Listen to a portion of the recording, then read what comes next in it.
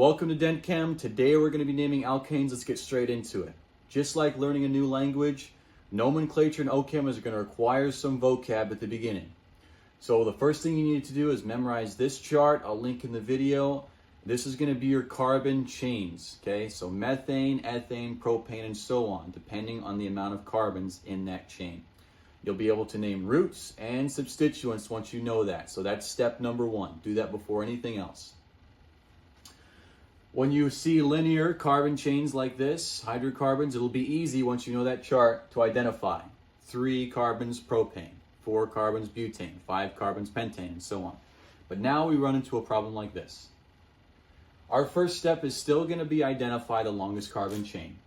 If I were to do that here, I'm going to outline in green my longest carbon chain. How can I make a continuous line with a carbon chain and get the most carbons included in that? If you see here, I have 1, 2, 3, 4, 5, 6, 7 carbons in that carbon chain. That will be my root. 7 carbons, look at the chart, that will be heptane. And I can already name that as my root.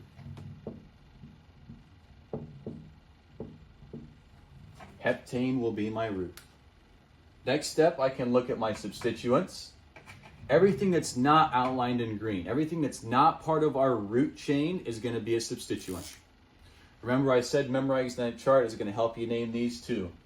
I have 1 carbon right here as a substituent. 1 carbon, as a root we would say methane, as a substituent we say methyl. And that will be consistent throughout. Ethane becomes ethyl. Propane becomes propyl, and so on.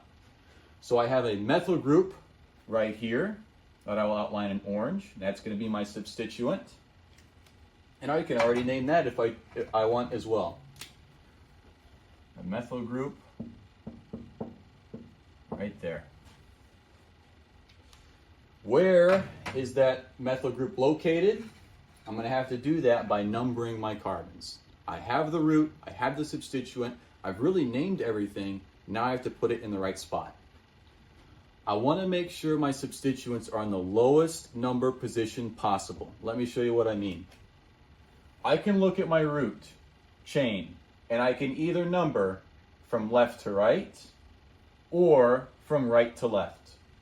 Notice if I number my chain left to right that I put that methyl in the 3 position. If I were to number right to left, I would be putting that methyl in the 1, 2, 3, 4, 5 position. I want to make sure my substituent or substituents have the lowest number possible. I have the position there. What I'm going to do is just say that that is in the 3 position. I'm going to connect my number and substituent with a hyphen or a dash.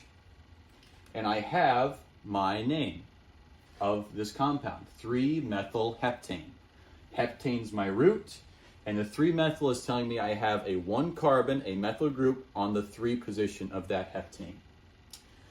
The brackets I included because you're going to often have more than 1 substituent. So the brackets are going to repeat and repeat out here in the front as your prefix, and your root will remain. That is how you're going to name most all of your alkanes. This does not address everything with alkanes. I include more examples here for you to work on, and I'll also include the link down here somewhere in the video so you can follow along and get more practice with alkanes and be a pro.